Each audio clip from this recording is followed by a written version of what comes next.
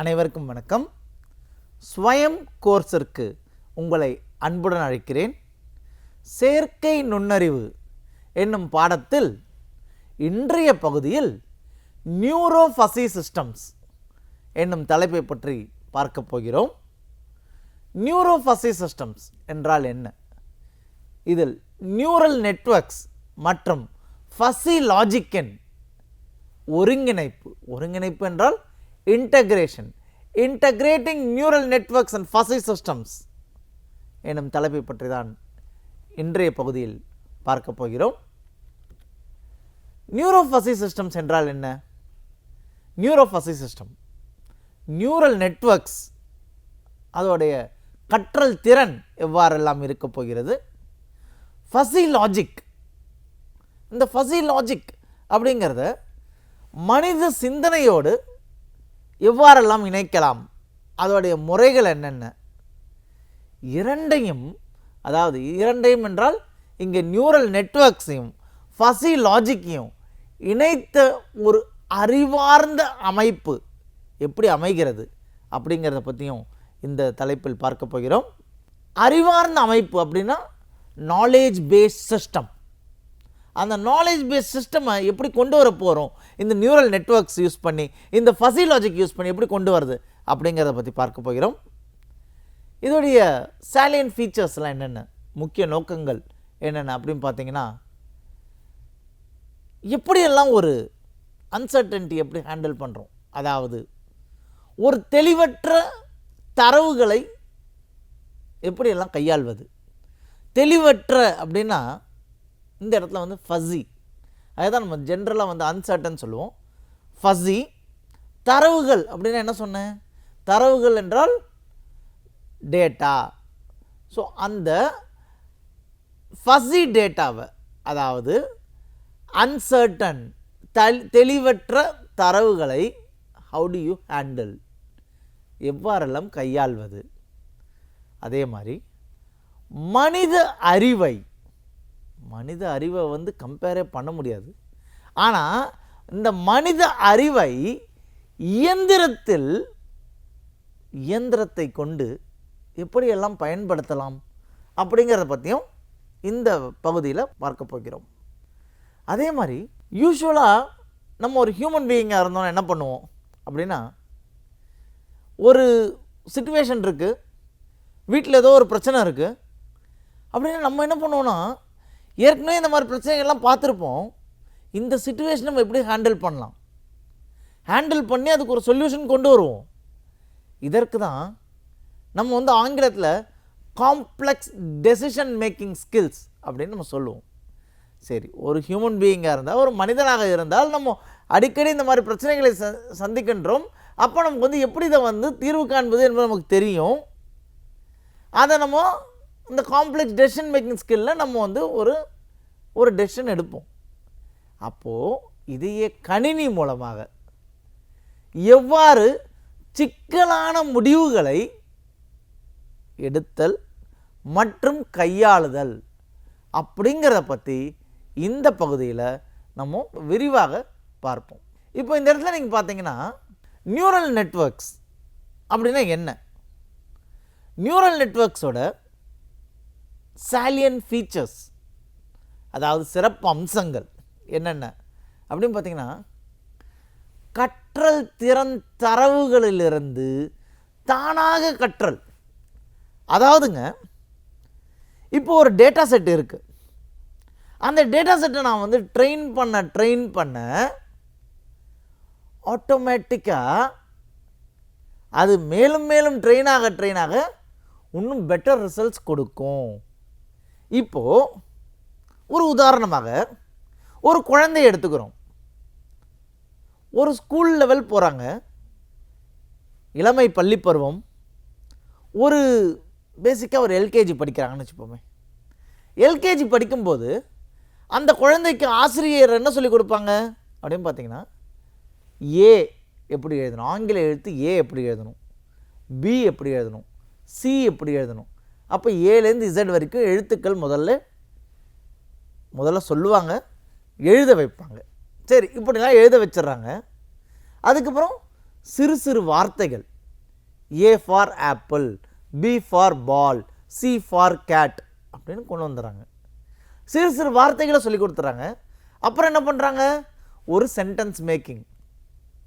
Ramu eats apple, Balu plays with the ball அப்படின்னு ஒரு sentence making சொல்லி கொடுத்துறாங்க. சரி, அதே குழந்தை 10ஆம் வகுப்பு வருகிறது என்றால் 10ஆம் வகுப்பு ஆசிரியரும் வந்து Ramu eats apple, Balu plays ball அப்படின்னு சொல்ல மாட்டாங்க. அந்த குழந்தை வந்து எல்கேஜிலேருந்து 10ஆம் வகுப்பு வரத்துக்குள்ளேயும் நிறைய வேர்ட்ஸை படிச்சிருக்கும், நிறையா சென்டென்சஸ் பார்த்துருப்பாங்க. அதனால் அவங்களால இப்போ சென்டென்ஸ் ஃப்ரேம் பண்ண முடியும், அவங்களால ஒரு பேராகிராஃப் எழுத முடியும், அவங்களால எப்படி வேணாலும் அந்த சென்டென்ஸை மேனிப்புலேட் பண்ண முடியும். இந்த விஷயந்தான் இங்கே இது வந்து ஒரு சாதாரண ஒரு குழந்தை பருவத்தில் இளம் வயதில் இருக்கிற குழந்தை, எல்கேஜி படிக்கும் குழந்தைக்கும் 10ஆம் வகுப்பு படிக்கும் குழந்தைக்கும் பார்த்திங்கன்னா உள்ள அந்த ட்ராவல் பீரியட், அந்த லெவல் ஆஃப் மெச்சூரிட்டி எப்படி வருது in terms of framing sentences, in terms of writing a paragraph, எப்படியெல்லாம் எழுதுகிறாங்கிறது. இது மனிதனுக்கு ஓகே புரியுது. அப்போது இதையே நான் ஒரு கணினிக்கு நான் சொல்லித்தரணும் அப்படின்னா, ஒரு சிஸ்டமுக்கு நான் கொண்டு போகணும் அப்படின்னா அதுக்கு நான் நியூரல் நெட்வொர்க்ஸ் யூஸ் பண்ணுறேன்.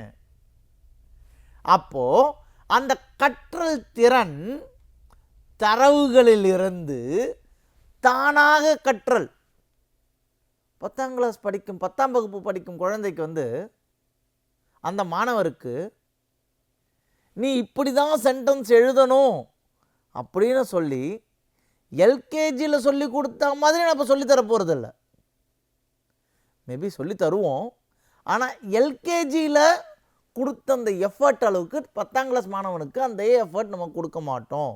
ஏன்னா அவர் பல காலநிலைகளை கடந்து வந்திருப்பார். அதனால் அவருக்கு இப்போ எப்படி எழுதணும், எப்படி படிக்கணும் அப்படின்னு தெரியும். இதே தாங்க இங்கே நியூரல் நெட்வொர்க்ஸ் வச்சு செய்ய போகிறோம். அந்த கற்றல் திறன் தரவுகளிலிருந்து தானாக கற்றல் செய்முறையை கணினி எப்படி செய்கிறது அப்படிங்கிறத பார்ப்போம். அதே மாதிரி பொதுமைப்படுத்தல். பொதுமைப்படுத்தல்னா என்ன? ஜென்ரலைசேஷன். ஜென்ரலாக எப்படி வரும்? இப்போது புதியதாக ஒரு கேள்வி கேட்குறோன்னு வச்சுக்கோங்க, ஒரு டேட்டாலேருந்து. அதற்கு நான் ஏற்கனவே மேலே வந்து டேட்டாவை ட்ரெயின் பண்ணிட்டேன். டேட்டானா என்ன சொன்னேன்? தரவுகளை ட்ரெயின் பண்ணியாச்சு என் சிஸ்டத்துக்கு. இப்போ புதியதான ஒரு கேள்வி கேட்கும்போது அந்த கேள்விக்கு எப்படி பதிலளிக்கும் அப்படிங்கிறத ஸோ ஜென்ரலைஸ்டு சிச்சுவேஷனை வச்சு பார்த்தோம்னா அதான் ஜென்ரலைசேஷன், பொதுமைப்படுத்தல். சரி, அடுத்த சிறப்பு அம்சம் என்னன்னு பார்த்தீங்கன்னா இணையாக செயல்படுதல். பல நியூரான்கள் ஒரே நேரத்தில் வேலை செய்தல்.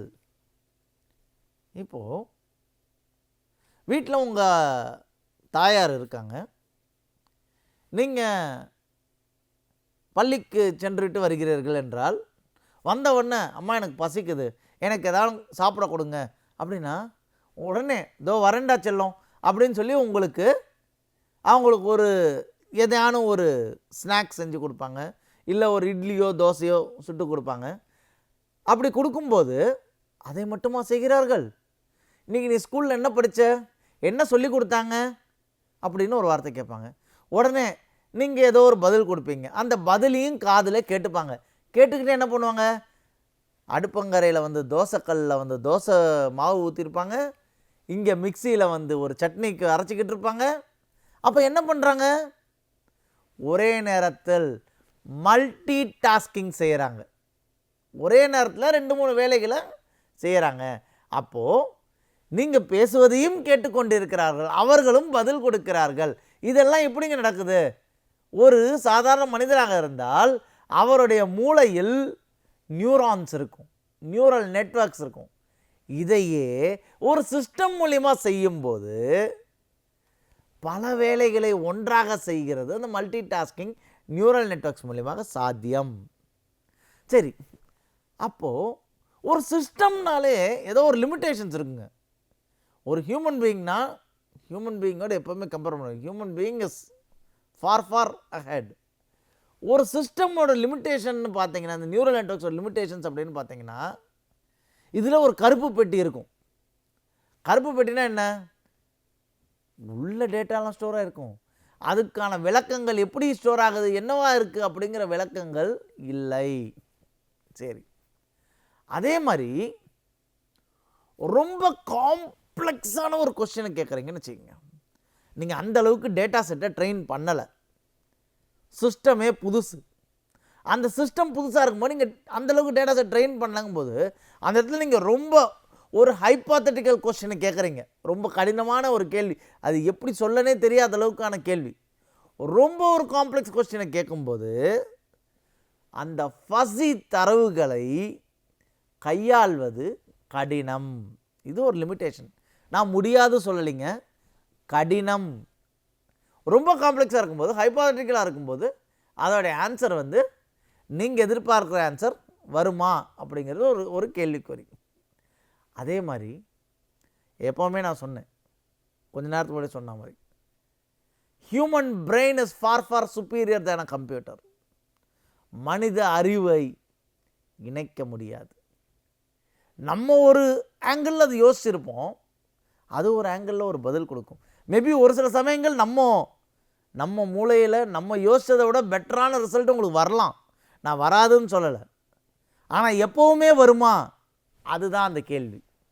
ஸோ இதுதான் அந்த நியூரல் நெட்வொர்க்ஸோட லிமிட்டேஷன்ஸ். சரி, இப்போது அடுத்து நான் என்ன சொன்னேன் இந்த தலைப்பில்? ஃபஸி லாஜிக் பற்றி சொன்னோம். ஃபஸி லாஜிக் என்றால் என்ன? ஃபஸி லாஜிக்கோட சேலியன்ட் ஃபீச்சர்ஸ் என்ன? ஃபஸி லாஜிக்கோட சிறப்பு அம்சங்கள் என்னென்ன அப்படின்னு பார்த்தீங்கன்னா, தெளிவற்ற தரவுகளை கையாளுதல். இப்போது ஃபார் எக்ஸாம்பிள், ஒரு உதாரணமாக, நான் ஒரு ஏசி வச்சுருக்கேன், ஏர் கண்டிஷன் வச்சுருக்கேன். இந்த ரூமில் ஒரு ஏர் கண்டிஷன் இருக்குது. எனக்கு வெளியே டெம்பரேச்சர் வந்து ரொம்ப சூடாக இருக்குது, எனக்கு ரொம்ப வேர்த்து கொண்டு இருக்கிறது. அப்படின்னா நம்ம என்ன பண்ணுவோம்? உடனே வந்தவொடனே வேக வேகமாக வந்தவொடனே ஏசியை ஆன் பண்ணுவோம். எதுக்கு ஆன் பண்ணுறோம்? எனக்கு சூடாக இருக்கிறது, என் உடம்பை நான் குளிர வைக்க வேண்டும், அதற்கு இந்த ரூமில் இருக்கிற இந்த அறையில் இருக்கும் ஏசியை நான் வந்து ஆன் பண்ணுறேன். சரி, ரொம்ப குளிருது. அப்போ நான் என்ன பண்ணோம்? ரொம்ப சில்லுன்னு இருக்குது, அந்த இடத்துல எனக்கு மறுபடியும் ஏசி ஆன் பண்ணேன்னா எனக்கு ஒரு மாதிரி ஏதானும் காய்ச்சலோ இல்லை ஒரு ஜன்னியோ வரதுக்கான வாய்ப்புகள் இருக்கிறது. அப்போ அந்த இடத்துல நான் அதே அறையில் ஹீட்டரை ஆன் பண்ணணும். சரி சார், இப்போ எனக்கு மாட்ரேட்டாக டெம்பரேச்சர் இருக்குது அப்படின்னா அப்போது ஏசியை மைல்டாக வச்சுக்கலாம். சரி, இது நான் வந்து ஒரு மனிதனாக இருந்து எனக்கு தெரிகிறது. வெளியிலேருந்து வரேன், ரொம்ப சூடாக இருக்கேன், அதனால் எனக்கு வந்து என்னை குளிர வைப்பதற்கு, என் உடலை குளிர வைப்பதற்கு எனக்கு ஏசி ஆன் பண்ணணும்னு தெரியுது. இந்த டேட்டாவை ஒன்று சூடான நிலை, இன்னொன்று குளிர்ந்த நிலை, இன்னொன்று நடுத்தரமான நிலை. மனிதனுடைய சிந்தனையில் வேக வேகமாக ஓடி வரேன், உடம்பு ஃபுல்லாக வேர்த்து போயிருக்கேன், இப்போது நான் வந்து எனக்கு தெரியும் ஏசி ஆன் பண்ணுங்க அப்படின்னு சொல்கிறேன். இல்லைனா வீட்டில் வந்து நான் வந்து இப்போ வந்து ஒரு ஃபுட்பால், ஒரு கால்பந்து விளையாடிட்டு வரேன், நல்ல வெளியில் மைதானத்தில் விளையாடிட்டு வீட்டுக்கு வந்துக்கிட்டு இருக்கேன். உடனே ஒரு ஃபோன் எடுத்து, அம்மா எனக்கு ரொம்ப வேர்வையாக இருக்குது, அதனால் நான் வீட்டுக்கு வந்த உடனே எனக்கு ஏசி ஆன் பண்ணி வை, உள்ளே ரூம்குள்ளே போனோடனே சில்லுன்னு இருக்கணும் அப்படின்னு நீங்கள் அம்மாக்கிட்ட சொல்கிறீங்க. அம்மா உடனே சரிடா கண்ணா நீ வந்துரு, உனக்கு ஏசி ரூம் வந்து சில்லுன்னு இருக்கும் அப்படின்னு சொல்கிறாங்க. அப்போ ஆன் பண்ணி வைக்கிறாங்க. இதெல்லாம் நீங்கள் இப்போ என்ன பண்ணுறீங்க? ஒரு ரூல் அம்மா கிட்ட சொல்கிறீங்க. இது நீங்கள் எப்படி சொல்கிறீங்க? உங்களுடைய தாய்மொழியில், ரீஜனல் லாங்குவேஜில் சொல்கிறீங்க. அப்போது இயல்பான மொழியில் ஒரு ரூல். என்ன ரூல் சொல்கிறீங்க? அம்மா எனக்கு ரொம்ப வேர்க்குது, எனக்கு கொஞ்சம் ஏசி ஆன் பண்ணி வைங்க. இந்த ரூலை நீங்கள் கொடுக்குறீங்க, இயல்பான மொழியில் கொடுக்குறீர்கள். இதை கம்ப்யூட்டருக்கு எப்படி சார் கொடுக்கறது? இதை சிஸ்டம் எப்படி சொல்ல வைக்கணும்? அதுதான் அந்த ஃபஸி லாஜிக். இயல்பான மொழியில் விதிகளை இயற்றுதல். மனித சிந்தனைக்கு இணையாக இயல்பான மொழியில் விதிகளை இயற்றுதல் தான் ஃபஸி லாஜிக்கோட வேலையே. அதே மாதிரி நிகழ்வுத்தன்மை. நிகழ்வுத்தன்மைனா என்ன? Adaptable to the situation. பல்வேறு சூழ்நிலைகளுக்கு ஏற்ப உங்கள் சிச்சுவேஷனை மாற்றிக்கிறது. இப்போ நீங்கள் ஒரு விலை உயர்ந்த கார் வாங்குறீங்க வச்சுக்கோங்க. இந்த ரொம்ப காஸ்ட்லியான கார் வாங்கும்போது உள்ள காருக்குள்ளேயே டெம்பரேச்சர் வந்து அதுவே ஆட்டோமேட்டிக்காக அட்ஜஸ்ட் ஆகிக்கும். நம்ம இனிஷியலாக செட் பண்ணிடுறோம், நல்லா சில்லுன்னு முகத்துக்கு நேராக காற்றடிக்க வைக்கிறோம். அந்த காற்று வந்து கொஞ்ச நேரத்தில் நமக்கு ரொம்ப குளிர ஆரம்பிச்சிடும். ஏன்னா பாடி வந்து ஒரு சில ஹீட் தான் வந்து அப்சர்வ் பண்ண முடியும்.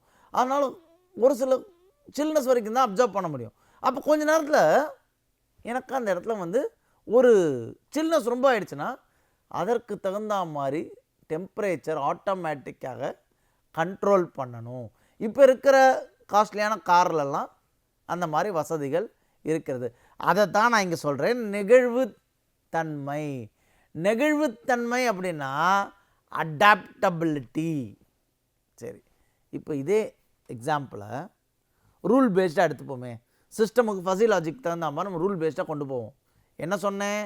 ஹியூமனாக இருக்கும்போது என்ன சொன்னேன்? ஒரு மாணவன் வேக வேகமாக கால்பந்து விளையாடிட்டு, அம்மா நான் வீட்டுக்கு வரேன், எனக்கு ரூமில் ஏசி ஆன் பண்ணுவே சொல்கிறான். இப்போ இதே நான் வந்து கம்ப்யூட்டருக்கு நான் கொடுக்க போகிறேன்.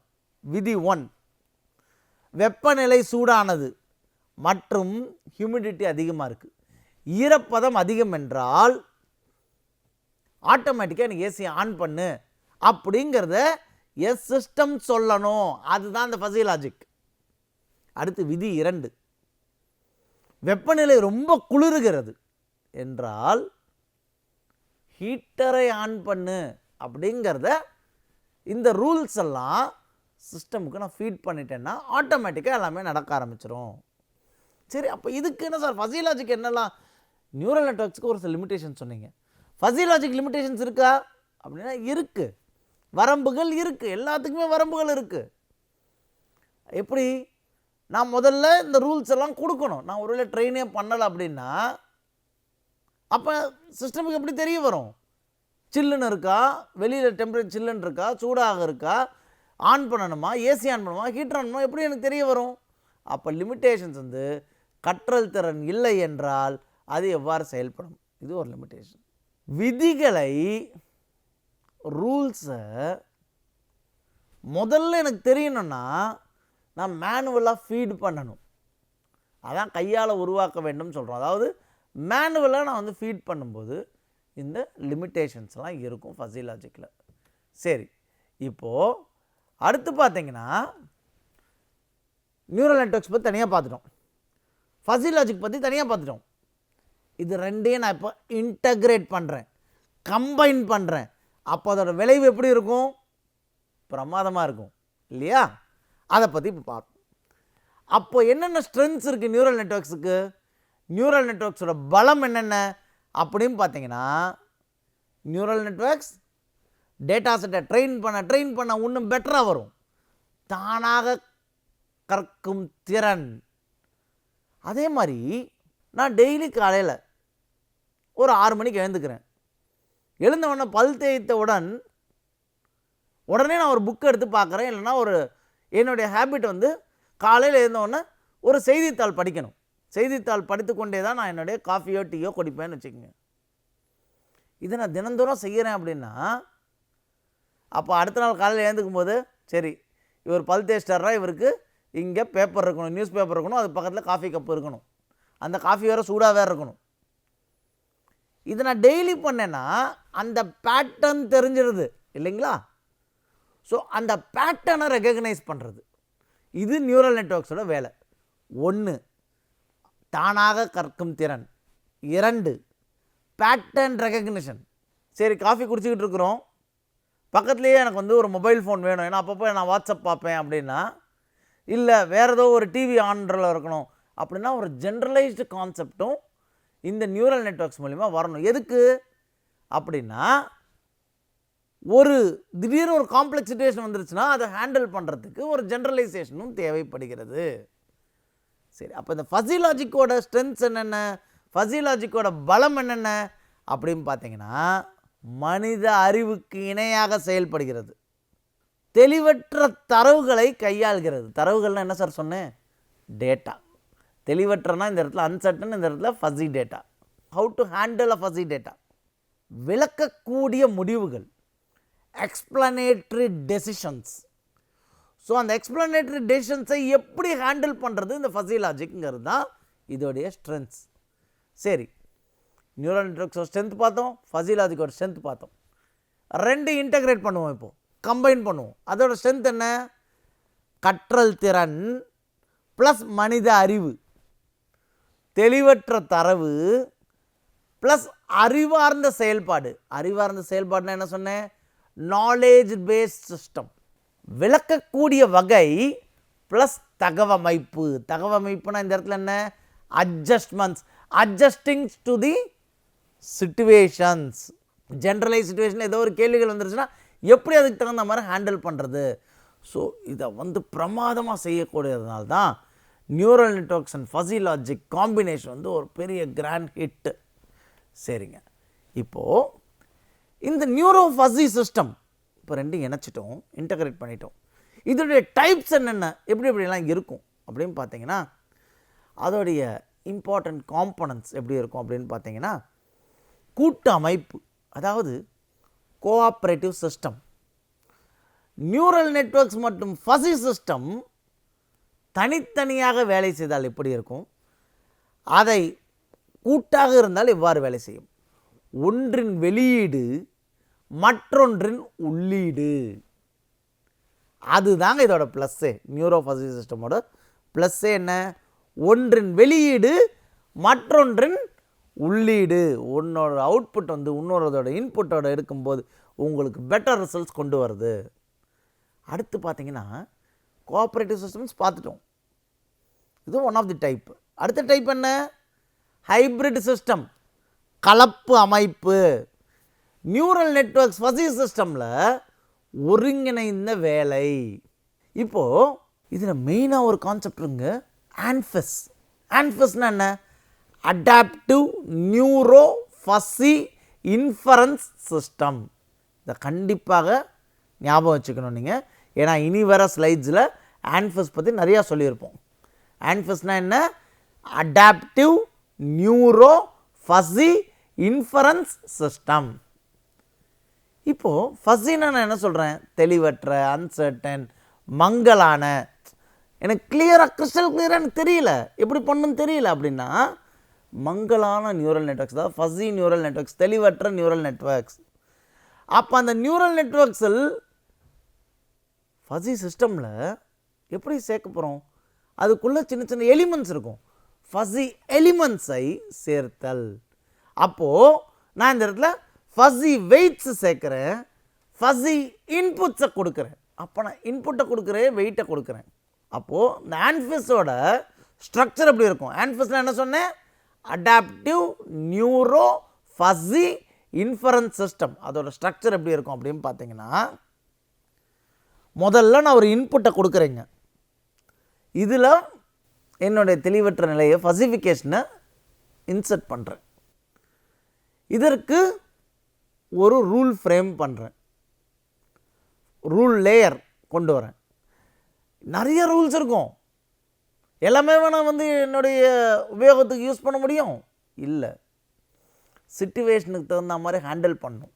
அப்போது அந்த ஃப்ரேமான ரூல் லேயரை வச்சுக்கிட்டு நார்மலைஸ் பண்ணிக்கிறேன். நார்மலைஸ் பண்ணிவிட்டு தெளிவற்ற நிலையில் இருந்தோம், ஃபஸிஃபிகேஷன் பண்ணோம். இதை தெளிவான நிலை கொண்டு போகிறோம், அப்போ டீஃபஸிஃபிகேஷன் பண்ணுறோம். பண்ணிவிட்டு தெளிவான ஒரு வெளியீடு, அதாவது தெளிவான ஒரு அவுட்புட் கொடுக்குறோம். அப்போது இதோடைய சாலியன் செட்ஸ் எல்லாம் என்னென்னு பார்ப்போம். செட்ஸ்னால் கூறுகள், லேயர்ஸாக நான் டிவைட் பண்ணிக்கிறேங்கிறேன். அப்போ லேயர் 1ல் என்ன இருக்குன்னா மெம்பர்ஷிப் ஃபங்க்ஷன், உறுப்பினரின் செயல்பாடுகள். லேயர் 2ல் எப்படி இருக்கும் அப்படின்னா ரூல் நோட்ஸ், விதி முனைகள். லேயர் 3ல எப்படி இருக்குன்னா நார்மலைசேஷன், சாதாரணமயமாக்கல். லேயர் 4 என்ன பண்ண போகிறேன், நார்மலைஸ் பண்ணிவிட்டு டீஃபசிஃபிகேஷன் பண்ண போகிறேன். அப்படின்னா ஒரு குழப்பமான நிலையிலேருந்து தெளிவான நிலை கொண்டு வருது, தெளிவாக்கல். டீஃபசிஃபிகேஷனாக தெளிவாக்கல். லேயர் 5 என்ன பண்ண போகிறேன், என்னுடைய அவுட்புட் கொடுக்க போகிறேன், வெளியீடு. இன்புட் என்ன சொல்கிறோம், உள்ளீடு. வெளியீடு அவுட்புட் என்ன சொல்கிறோம், வெளியீடு. அப்போது இந்த லேர்னிங் அவுட்கம்ஸ் எப்படி இதை ஃப்ரேம் பண்ணுறோம், கற்றல் முறை எப்படி இருக்குது அப்படின்னு பார்த்தீங்கன்னா 2 விதமான பாஸ் இருக்குது. ஒன்று வந்து ஃபார்வேர்டு பாஸ், முன்னோக்கி செல்வது. இன்னொன்று வந்து பேக்வேர்டு பாஸ், பின்னோக்கி செல்வது. ஃபார்வேர்டு பாஸில் நம்ம எடுக்க போகிற நிலை வந்து லீஸ்ட் ஸ்கொயர் மெத்தட். பேக்வேர்டு பாஸில் எடுக்க போகிற நிலை வந்து கிரேடியன்ட் டிசன்ட். அப்போது அந்த ஆன்ஃபஸ் கட்டமைப்புனா என்ன, இந்த இடத்துல ஃப்ரேம் ஒர்க், அதோட எக்ஸ்ப்ளனேஷன் பற்றி பார்ப்போம். ஃபஸ்ட்டு செட்டில் ஃபசிஃபிகேஷன் பண்ணுறோன்னு சொன்னோமா, அப்போ அதில் நான் வந்து இன்புட் வேல்யூஸ் எடுத்துக்கிறோம். என்னென்ன, ஒரு இன்புட் வேரியபிள்ஸ் எக்ஸு ஒய்ன்னு எடுத்துக்கோங்களேன். எடுத்துட்டு இப்போ இந்த இடத்துல mu A of X, mu B of Y, இது ரெண்டையும் நான் கணக்கீடு பண்ணுறேன்.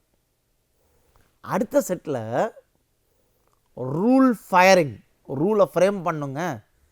எனக்கு நான் மைதானத்தில் விளையாடிட்டு வந்துட்டுருக்கேன், எனக்கு ரூமில் ஏசியை போட்டு வைங்க அப்படின்னு அம்மாட்ட சொல்கிறோம். ஃபஸ்ட்டு ரூலை நான் ஃப்ரேம் பண்ணோம். அப்போது அதுக்கு வெயிட்ஸ் கொடுக்குறோம். WI mu A of X multiplied by mu B of Y. அப்போது ஒவ்வொரு விதிக்கும் நான் ஸ்ட்ரென்த்தை வந்து கால்குலேட் பண்ணுறேன். So strength should be calculated. பலத்தை நான் வந்து கணக்கீடு செய்ய வேண்டும். சரி, அப்போது செட் 3 என்ன பண்ணுறேன், ஃபஸ்ட்டு ஃபசிஃபிகேஷன் பண்ணிட்டேன், ரெண்டாவது ரூல் கிரியேட் பண்ணிட்டேன், ரூல் ஃபயர் பண்ணிட்டேன், மூணாவது நார்மலைஸ் பண்ணணும். நான் எழுதுகிற எல்லா ரூலையும் யூஸ் பண்ண போகிறதில்ல, எனக்கு என்ன தேவையோ அதை மட்டும் தான் நான் உபயோகப்படுத்த போகிறேன். அப்போது நார்மலைஸ் பண்ணணும். அப்போ என்ன சொல்கிறோம், WI பார், WIனா இந்த இடத்துல weights, equal to WI divided by வகுத்தல் ஒரு வெயிட்டாக W1, W2, W3, W4, W5, WN வரைக்கும் என்னென்ன வெயிட்லாம் இருக்கோ எல்லாத்தையும் எடுத்து அதை WIயோட வகுக்கிறோம். அப்போது எதுக்காக வகுக்கிறோம், அப்போ தாங்க எனக்கு வந்து நிறைய ரூல்ஸ் இருக்குது, எனக்கு இதில் நார்மலைஸ்டு ஃபயரிங் ஸ்ட்ரென்த்து கிடைக்கும், இதுக்காக வகுக்கிறோம். இது செட் 3 முடிஞ்சிச்சு. செட் 4, அதாவது செட் 4 சொல்லலாம், இல்லை லேயர் 4 சொல்லலாம், எப்படி வேணும் நீங்கள் சொல்லிக்கலாம். செட் 4ல் பார்த்தீங்கன்னா கான்சிக்வெண்ட் மெத்தடை கொண்டு வரும். என்ன கொண்டு வரும், FI ஈக்குவல் டு இந்த வெயிட் ஆஃப் எக்ஸு, அதைத்தான் நான் வந்து PIன்னு சொல்கிறேன், பெருக்கல் அந்த எக்ஸுங்கிறது இன்புட் வேரியபிள் சொன்னோம் இல்லையா, அதே மாதிரி வெயிட் ஆஃப் ஒய் அதை தான் QIன்னு சொல்கிறோம், பெருக்கல் அதோடைய இன்புட் வேரியபிள் ஒய் ப்ளஸ் RIங்கிறது என்னென்னா பயாஸ் கான்செப்ட், பயாஸ் கான்ஸ்டன்ட், ஏதோ ஒரு கான்ஸ்டன்ட் வேல்யூ வச்சுக்கணும் இல்லையா, அதுதான் இந்த RIயில் இருக்குது. ஸோ இந்த ஃபார்முலை எடுத்துக்கிட்டிங்கன்னா FI equal to PI cross x plus QI cross y plus RIங்கிறது தான் லீனியர் காம்பினேஷனுக்கான ஃபார்முலை. சரி சார், நான் இப்போ கான்சிக்வெண்ட் எடுத்துட்டேன், நார்மலைஸ் பண்ணிட்டேன், கான்சிக்வெண்ட் எடுத்துட்டேன். அதாவது கான்சிக்வெண்ட் இந்த இடத்துல என்ன பண்ணுறோம், டீஃபசிஃபிகேஷன் பண்ணிட்டோம். டீஃபசிஃபிகேஷன் பண்ணுறோம், என்ன பண்ணோம், எனக்கு அவுட்புட் சிஸ்டம் கொடுக்கணும். என்ன கொடுக்கணும், இவர் உள்ளே வரப்போகிறாரு, அதுக்குள்ளே ஏசி ஆன் பண்ணி வைன்னு சொல்லணும், சிஸ்டம் செய்யணும். அப்போது எனக்கு அதுக்கான வெளியீடு வேணும், அதுதான் அடுக்கு 5, அதுதான் லேயர் 5, அதுதான் செட் 5. அவுட்புட் என்ன பண்ணுது, summation of WI bar into FI. WI bar இங்கே எங்கே போட்டிருக்கோம், இதுக்கு முன்னாடி ஸ்லைடில் பார்த்தீங்கன்னா இங்கே WI பார் போட்டிருக்கோம், FI எங்கே போட்டிருக்கோம், இதை கால்குலேட் பண்ணி இங்கே FI போட்டிருக்கோம். ஸோ அப்போ எனக்கு அவுட்புட் எப்படி இருக்கும், summation of WI bar into FI. இதுதான் எனக்கு ஃபைனல் வெயிட்டட் ஆவரேஜ், இதுதான் எனக்கான அவுட்புட். சரி, அப்போது ஒரு உதாரணத்தோட இன்னும் கொஞ்சம் விலாவரியாக விளக்குவோம். இப்போது வெப்பநிலை கட்டுப்பாடுங்க, ஒரு சூழ்நிலை. நம்ம ஏதோ ஒரு அண்டார்டிகாவில் இருக்கோம்னு நினச்சிப்போமே, அங்கே எப்படி இருக்கும்? ரொம்ப குளிர் பிரதேசம். இல்லை, இங்கே ஹிமாலயாஸில் இருக்கும், இமாலய மலைப்பகுதியில் இருக்கும். அப்போது அங்கேயும் எனக்கு வந்து ரொம்ப குளிரான சிச்சுவேஷன். அப்போ அந்த அறையின் வெப்பநிலையை நான் வந்து கட்டுப்படுத்தணும். அப்போ இதுக்கு நான் என்ன பண்ணணும்? எனக்கு இன்புட் வேணும். எப்படி இன்புட் வேணும் சார்? இப்போதைய டெம்பரேச்சர் என்ன? ஹிமாலயாவில் இருக்கேன், எனக்கு ரொம்ப சில்லுன்னு இருக்குன்னா இப்போதைய டெம்பரேச்சர் என்ன? இது வந்து ஒரு இன்புட்டு, சரிங்களா? அடுத்த இன்புட் என்ன வேணும்? தற்போதைய டெம்பரேச்சர் எடுத்துட்டோம், எனக்கு இன்னும் கொஞ்சம் சில்லுன்னு வேணுமா இல்லை இன்னும் கொஞ்சம் ஹீட்டாக வேணுமா? விரும்பிய வெப்பநிலை என்னவாக இருக்கணும்? அப்போ 2 இன்புட் கிடச்சிருந்தா, existing temperature with what is the proposed temperature that you aspire. உங்களுக்கு என்ன தேவை, தட் யூ நீடட். அப்போது தற்போதைய வெப்பநிலை, விரும்பிய வெப்பநிலை, எனக்கு 2 இன்புட் கிடச்சிருது. அப்போ அவுட்புட் எப்படி இருக்கணும்? ஏசியோட ஃப்ளோ, ஏசியோட சக்தி எப்படி இருக்கணும்? 0 to 100%. 100%னா இன்னும் நல்லா சில்லுன்னு இருக்கும், இல்லைனா ஹீட்டர் ஆனில் இருக்கும். ஸோ இதுதான் என்னுடைய அவுட்புட். நான் கொடுக்குற இன்புட் தகுந்த மாதிரி எனக்கு நார்மலைஸ் ஆகிட்டு டீஃபசிஃபை ஆகிட்டு எனக்கு அவுட்புட் வரணும். எப்படி வரணும்? ஏசியோட ஃப்ளோ எப்படி கொண்டு வர போகிறோங்கிறது தான் சிஸ்டம் சொல்லணும். சரி, இப்போது அப்படி சொல்லும்போது இதுக்கு என்னென்ன வேணும்? மெம்பர்ஷிப் ஃபங்க்ஷன்ஸ் எடுத்துக்கிறேன். வெப்பநிலையில் இருக்கிற வித்தியாசங்களை பார்க்குறேன். என்னென்ன வித்தியாசம் சார்? நான் ஏற்கனவே கொண்டாந்து முன்னாடி டேட்டா செட் எடுத்துக்கங்கண்ணே. எப்படி டேட்டா செட்டு? 1 குளிர்ந்த நிலை, இன்னொன்று சூடான நிலை, 3வது நடுத்தர நிலை. அதாவது குளிர்ந்த நிலைக்கும் சூடான நிலைக்கும் நடுவில் இருக்க நடுத்தர நிலை. இப்போ நான் ஹிமாலயாவில் இருக்கேன் அப்படின்னா குளிர்ந்த நிலை வந்து -10 டிகிரிலேருந்து -5 டிகிரி நடுத்தரம், அப்புறம் 0. சூடான நிலைனா 0லேருந்து 5லேருந்து 10ன்னு வச்சுக்கலாம். அப்போ நடுத்தர நிலை எப்படி இருக்கும் அப்படின்னா -2லேருந்து 2 டிகிரி வரைக்கும் இருக்கிறது நடுத்தர நிலை. அப்போது இந்த மெம்பர்ஷிப் ஃபங்க்ஷனுக்கு நான் ஒரு சாம்பிள் ரூல்ஸ் எழுத போகிறேன். வித்தியாசம் வந்து குளிர்ந்தது அப்படின்னா, ரொம்ப சில்லுன்னு இருக்குன்னா, ஏற்கனவே எனக்கு சில்லுன்னு இருக்குது, ஏற்கனவே எனக்கு ரொம்ப குளிருது, அந்த இடத்துல எனக்கு மறுபடியும் எனக்கு வந்து சில்லுனஸ் அதிகம் ஆகக்கூடாது. அப்போ ஏசியின் சக்தி வந்து குறைவாக இருக்க வேண்டும். வித்தியாசம் வந்து சூடாக இருக்கிறது அப்படின்னா, எனக்கு அந்த இடத்துல வந்து எனக்கு ரொம்ப சில்லுன்னு எனக்கு ஏசியிலேருந்து ஏர் ஃப்ளோ வரணும் அப்படின்னா ஏசியின் சக்தி அதிகமாக இருக்க வேண்டும். இதுதான் அந்த சாம்பிள் ரூல்ஸு. இப்போ இந்த ரூல்ஸ் எழுதுறீங்களா? இப்போது இதுதான் உங்களுக்கான உதாரணம், வெப்பநிலை கட்டுப்பாடு. ரொம்ப சில்லுன்னு இருந்ததுன்னா எனக்கு மறுபடியும் சில்னஸ் வேண்டாம், ஏசியே வேண்டாம், இல்லை ஏசியோட சக்தி கம்மியாக இருக்கணும். ரொம்ப சூடாக இருக்குன்னா ஏசி கொஞ்சம் அதிகமாக இருந்து சில்னஸ் ரூமில் பெட்டராக கொண்டு வரணும். இதுதான் வெப்பநிலையோட கட்டுப்பாடு. அப்போது இந்த ANFIS adaptive neuro fuzzy inference system எப்படி சார் கற்கிறது? ஹவ் இஸ் இட் லேர்னிங் அப்படின்னு பார்த்தீங்கன்னா, இதில் 2 கட்டமாக கற்றல் முறை இருக்கிறது. முன்னோக்கி செல்வது, அதாவது நான் கொஞ்ச நேரம் சொன்ன மாதிரி forward pass, backward pass.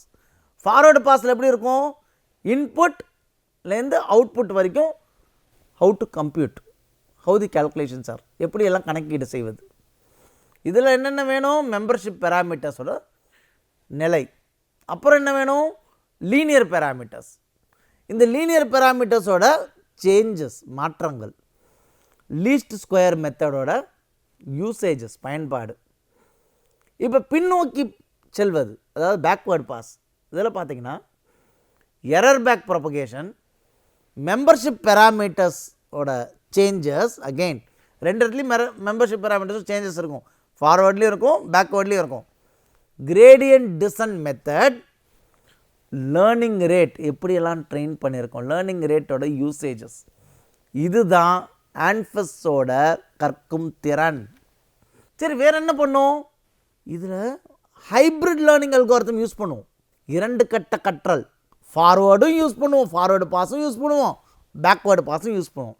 Forward pass use பண்ணால் லீனியர் பேராமீட்டர்ஸ் யூஸ் பண்ணுவோம், பேக்வேர்டு பாஸ் யூஸ் பண்ணால் நான் லீனியர் பேராமீட்டர்ஸ் யூஸ் பண்ணுவோம். அப்போது எதுக்கு? ஃபாஸ்டர் கன்வர்ஜன்ஸ், வேகமாக மிங்கிள் ஆகணும், இன்டகிரேட் ஆகணும். ஃபாஸ்டர் கன்வர்ஜன்ஸுக்கு ஹைப்ரிட் லேர்னிங் அல்காரிதம் யூஸ் பண்ணுவோம். சரி, அப்போது இதோடைய ட்ரைனிங் ப்ராசஸ் எப்படி இங்கே இருக்கணும் அப்படின்னு பார்த்தீங்கன்னா, தரவுகளை தயாரிக்க வேண்டும். எப்படி சார் தரவை தயாரிக்கிறது? நான் என்ன சொன்னேன்? வெளியில் டெம்பரேச்சர் எப்படி இருக்குது, ஒரு இன்புட்டு, எனக்கு என்ன மாதிரி டெம்பரேச்சர் வேணும். அப்போ எனக்கு அந்த இன்புட் அவுட்புட் பேர்ஸு இதை சேகரிக்கணும். ட்ரைனிங் மற்றும் டெஸ்டிங் டேட்டா செட்டை முதல்ல நான் செப்பரேட் பண்ணணும், பிரிக்கணும். இந்த 2 டேட்டாவையும் நார்மலைஸ் பண்ணணும். இதுதான் தரவுகளை தயாரிக்கும் முறை. இப்போ இதுக்கு நான் எப்படிலாம் ட்ரைனிங் ஸ்டெப்ஸ் என்னென்ன சார் இருக்கணும் அப்படின்னு பார்த்தீங்கன்னா, முதல்ல எனக்கு ஒரு இனிஷியல் மெம்பர்ஷிப் ஃபங்க்ஷன் இருக்கணும். அதை எப்படி உருவாக்கணும் அப்படின்னு. ஃபார்வேர்டு பாஸ் என்ன இருக்கணும்? லீனியர் பேராமீட்டர்ஸோட அப்டேட் இருக்கணும். பேக்வேர்டு பாஸ் அதில் என்ன இருக்கணும்? நான் லீனியர் பேராமீட்டர்ஸோட அப்டேட் இருக்கணும். எரர் கால்குலேட் பண்ணணும். அப்போ தான் எனக்கு இணைவது எப்படி, கன்வர்ஜன்ஸ் செக் எப்படிங்கிறது தெரிய வரும். இப்போது இதில் அந்த டெஸ்டிங் டேட்டாவில் ட்ரைனிங் டேட்டாக்கு எடுத்துட்டோம், இது டெஸ்ட் பண்ணோம் இல்லையா? 80% ட்ரைனிங் டேட்டா தான், 20% டெஸ்டிங் டேட்டா இருக்கணும் இல்லையா? அந்த டெஸ்டிங் டேட்டாவை வேலிடேட் பண்ணணும். இதெல்லாம் தான் எனக்கான ட்ரைனிங் ஸ்டெப்ஸு. சரி, அப்போது இதோடைய அளவீடுகள் எப்படி இருக்கணும், தரவுகள் தயாரிக்கும் இதோடைய செயல்திறனின் அளவீடுகள் எப்படி இருக்கணும் அப்படின்னு பார்த்தீங்கன்னா, இதுக்கு முன்னாடி பகுதியில் நம்ம வந்து மீன் ஸ்கொயர் எரர் பற்றியெல்லாம் கால்குலேட் பண்ணியிருப்போம்.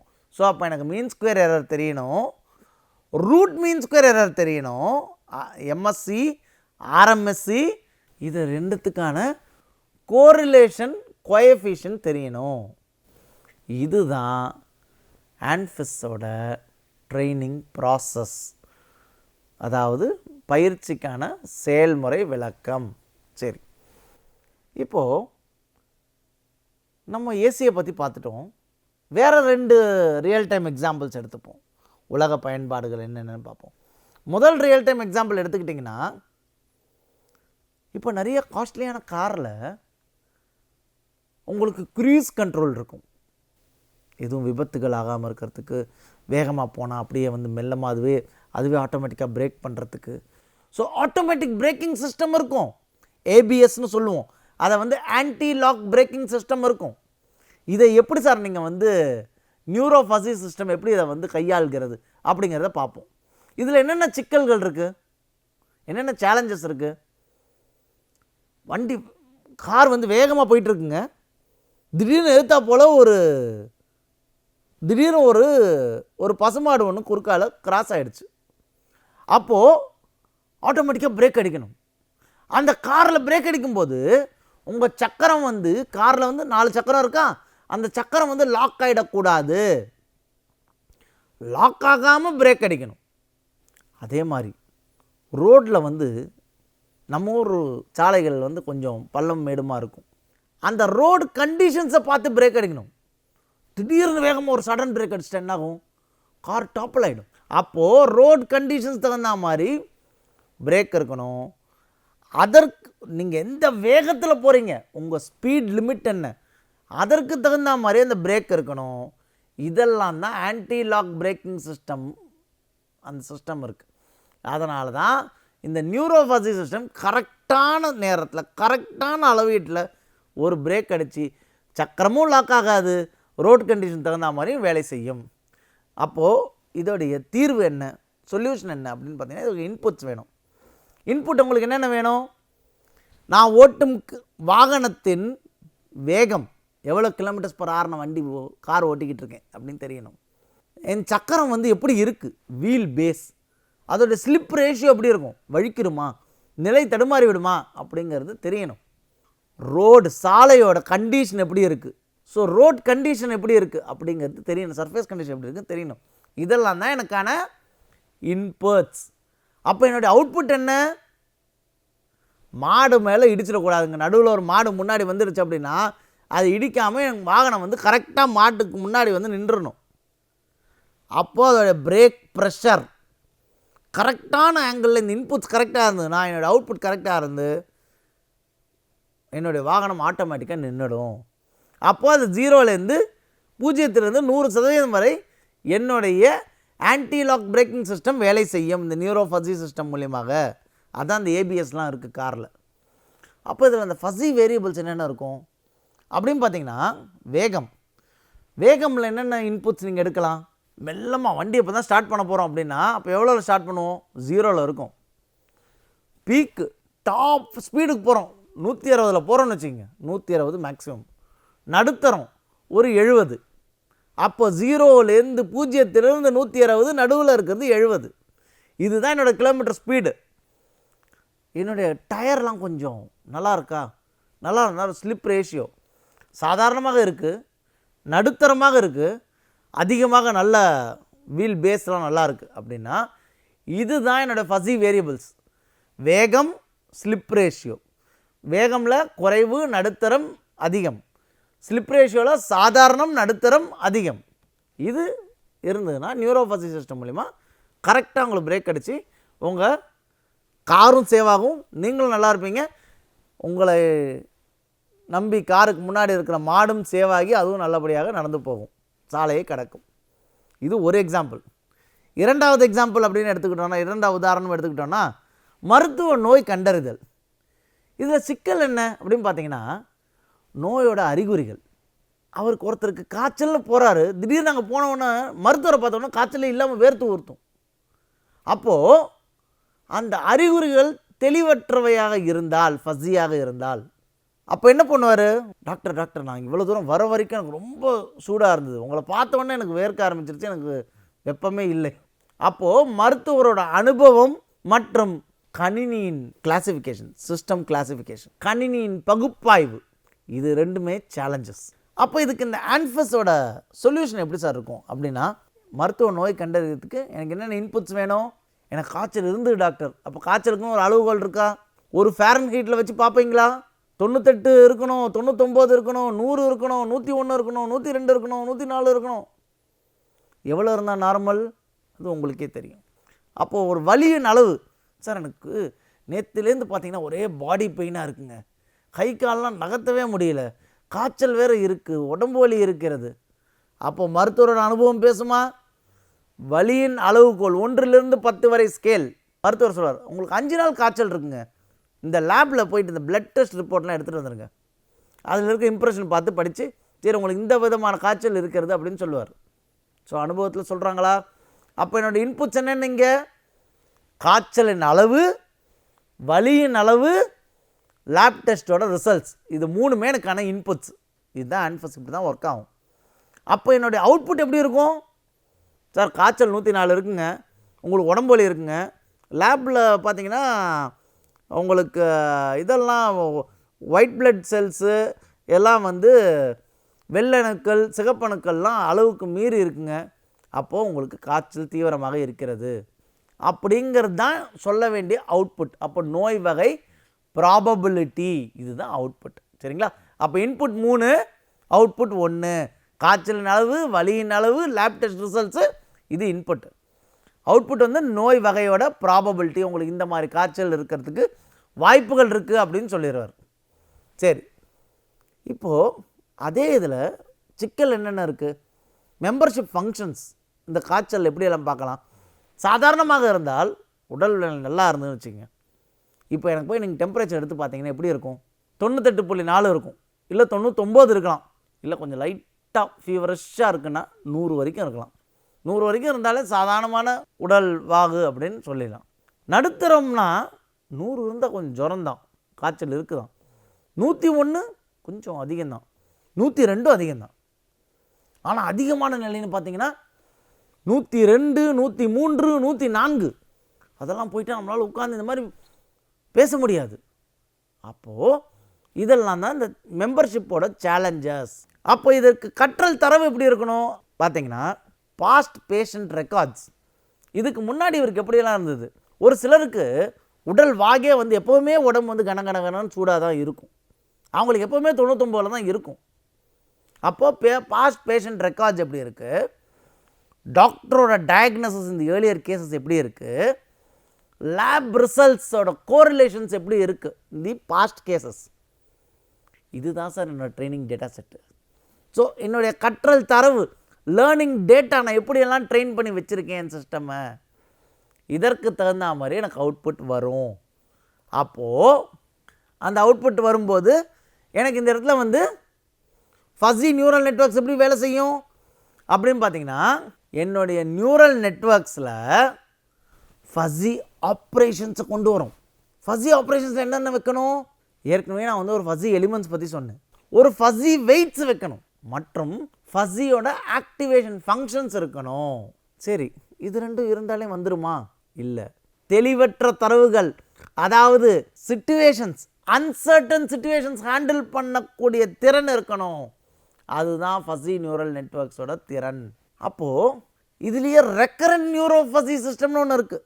அதில் என்ன பண்ணுவோம், இதில் மெமரி இருக்கணும் மற்றும் ஃபீட்பேக் லூப்ஸ் இருக்கணும். இதில் டைம் சீரீஸ் ப்ரெடிக்ஷன் இருக்கணும், டைனமிக் சிஸ்டம் மாடலிங் இருக்கணும். இதுதான் ரெக்கரண்ட் நியூரோ ஃபஸி சிஸ்டம்ஸ். அடுத்து பிற வகை அமைப்புகள் என்னென்ன அப்படின்னு பார்த்தீங்கன்னா, எவல்யூஷனரி நியூரோ ஃபஸி சிஸ்டம். இதில் எனக்கு ஜெனட்டிக் அல்காரிதமோட இன்டகிரேஷன் இருக்கணும், ஆட்டோமேட்டிக் ரூல் ஜென்ரேஷன் இருக்கணும், பேராமீட்டர் ஆப்டிமைசேஷன் இருக்கணும். நிறைய பேராமீட்டர்ஸ் இருக்கும். ஒரு சிலருக்கு 98.4 நார்மல், ஒரு சிலருக்கு 100 வரைக்கும் இருந்தால் கூட அவர் நல்லா சாதாரணமாக தான் இருப்பாங்க. ஸோ அந்த இதை ஆப்டிமைஸ் பண்ணுற பேராமீட்டர் ஆப்டிமைசேஷன் இருக்கணும். இப்போ எனக்கு டீப் நியூரோ ஃபஸி நெட்வொர்க்ஸில் எப்படி இருக்கணும் அப்படின்னு பார்த்தீங்கன்னா, மல்டிபிள் ஹிடன் லேயர்ஸ் இருக்கணும், காம்ப்ளெக்ஸ் பேட்டர்ன் ரெகக்னிஷன் இருக்கணும். பேட்டர்னா இந்த சாதாரண பேட்டர்னில் தினம் இதே வேலைகள் செய்யும்போது அவங்க பேட்டர்ன் ஐடென்டிஃபை ஆகிடும். ஸோ காம்ப்ளெக்ஸ் பேட்டர்ன் ரெகக்னிஷன் இருக்கணும். பிக் டேட்டா அதை எப்படி கையாள்வது அப்படிங்கிற திறன் இருக்கணும். How to handle big data handling techniques. சரி, அப்போது இதோடைய ஃபீச்சர்ஸ்லாம் என்னென்ன, சாலியன் ஃபீச்சர்ஸ், வைட்டல் ஃபீச்சர்ஸ் என்னென்ன அப்படின்னு பார்த்தீங்கன்னா, என்னென்ன மாதிரி சார் டெக்னிக்ஸ்லாம் யூஸ் பண்ணியிருக்காங்க, அந்த டெக்னிக்ஸ்னால் என்னென்ன அட்வான்டேஜஸ் இருக்குது அப்படின்னு பார்த்தீங்கன்னா, இன்டர்பிரட்டபிலிட்டினா என்னென்னா, அந்த ஒரு விதிகள் இருக்குது இல்லையா, ரூல்ஸ், விதிகள்னால் என்ன சொன்ன, ரூல்ஸ் மூலம் விளக்கங்கள் சாத்தியம். அடுத்து என்ன மாதிரி டெக்னிக்கு, அடாப்டபிலிட்டி. அப்படின்னா என்னுடைய டேட்டாலேருந்து I am in sense system is learning, தரவுகளிலிருந்து கற்கும் திறன். மூணாவது ரோபஸ்ட்னஸ். அப்படின்னா நாய்ஸ், தேவையில்லாத கேள்விகள் அதெல்லாம் இங்கேருந்து அந்த நாய்ஸ் மற்றும் அன்சர்டன்டி ஹேண்ட்லிங், தேவையில்லாத எப்படி நம்ம வந்து சூழ்நிலைக்கு ஏற்ப எப்படி நம்ம ஹேண்டில் பண்ண போகிறோம் அப்படிங்கிறது. நான்காவது efficiency, how fast your system is able to make the decisions, how quick your responses, அதாவது வேகமான முடிவுகள், டெசிஷன் மேக்கிங்கில் fast and efficient decision making எப்படி பண்ணுது அப்படிங்கிறது தான் அந்த எஃபிஷியன்சி. அப்போ இதோட பயன்பாட்டு துறைகள் எப்படி இருக்கிறது அப்படின்னு பார்த்தீங்கன்னா, இதை கண்ட்ரோல் சிஸ்டத்துக்கு நியூரோ ஃபஸி சிஸ்டம் யூஸ் பண்ணுவாங்க. என்ன மாதிரிங்க கண்ட்ரோல் சிஸ்டம், முக்கியமாக traffic lights, traffic signals.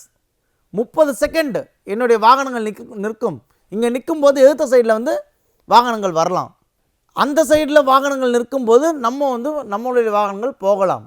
So அந்த டிராஃபிக் லைட் கண்ட்ரோல் சிஸ்டமுக்கு இந்த நியூரோ ஃபஸி சிஸ்டம் யூஸ் பண்ணுறாங்க.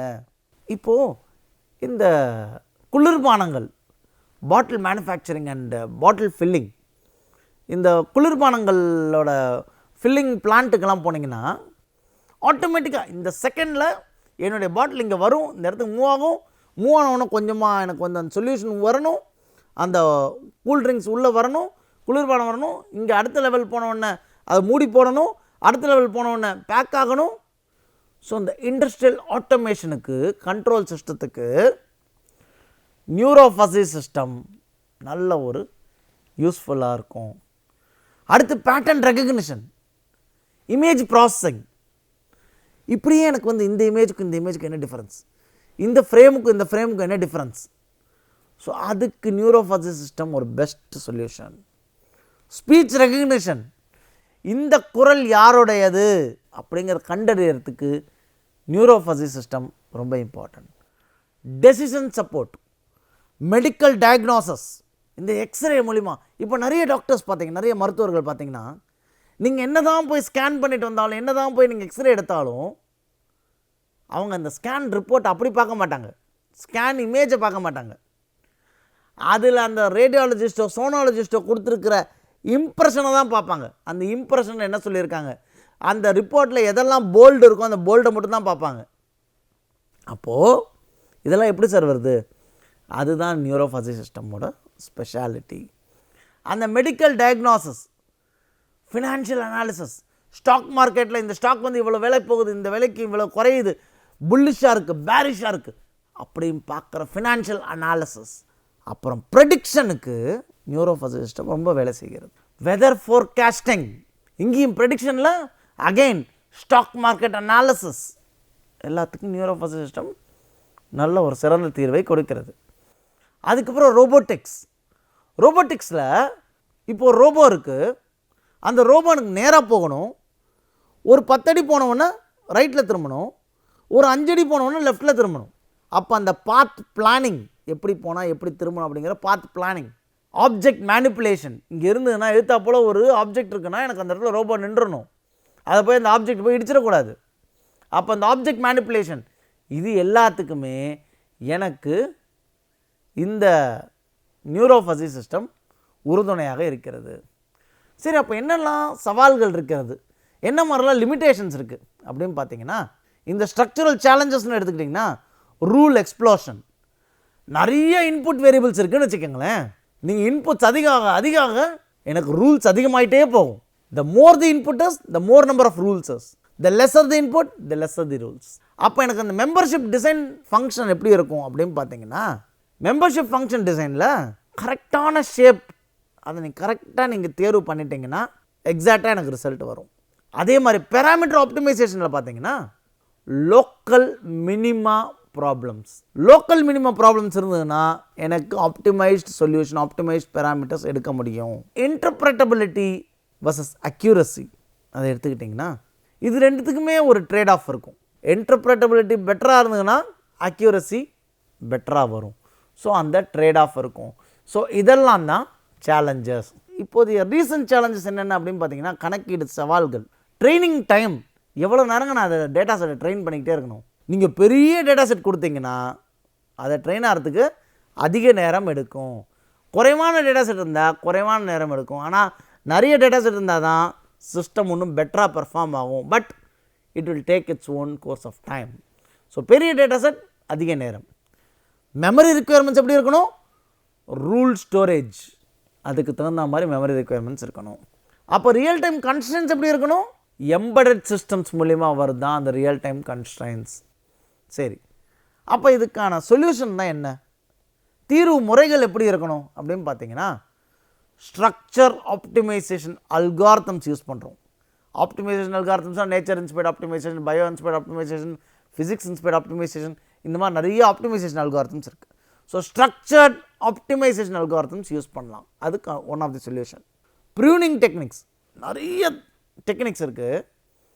எனக்கு இந்த சொல்யூஷனுக்கு என்ன டெக்னிக் யூஸ் பண்ணால் பர்ஃபெக்ட் சொல்யூஷன் கிடைக்கும் அப்படிங்கிறத ப்ரூன் பண்ணுறது தான் அந்த ப்ரூனிங் டெக்னிக்ஸ். ஸோ அதை ஐடென்டிஃபை பண்ணி எடுத்து அந்த டெக்னிக் மட்டும் யூஸ் பண்ணுறது தான் ப்ரூனிங் டெக்னிக்ஸ். பேரலல் ப்ராசஸிங், ஒரே நேரத்தில் 2 ப்ராசஸிங் ஒன்றா வேலை செய்யுது, parallel processing. Hardware acceleration, better hardware will give you better faster output, will give you faster results, will be more efficient. அது ஹார்ட்வேர் ஆக்சலரேஷன்.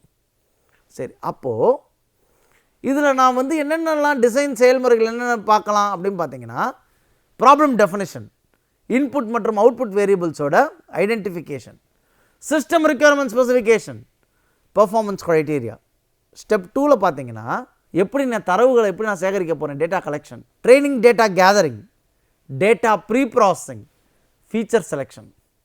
ஸ்டெப் 3ல் பார்த்தீங்கன்னா ஸ்ட்ரக்சர் டிசைன், என்னுடைய உள்ளீடு வெளியீடு, அதாவது உள்ளீடுனா என்ன இன்புட், வெளியீடுனா என்ன output, input output space partitioning, initial membership functions, rule structure definitions, இதெல்லாம் இருந்ததுன்னா எனக்கு நல்ல ஒரு செயல்முறை. ஸ்டெப் 4 பார்த்தீங்கன்னா பேராமீட்டர் லேர்னிங், அதாவது ட்ரைனிங் அல்காரிதம் செலெக்ஷன், எந்த இதுக்கு என்ன அல்காரிதம் யூஸ் பண்ணால் பெட்டர் ரிசல்ட் வரும், ட்ரைனிங் அல்காரிதம் செலெக்ஷன்.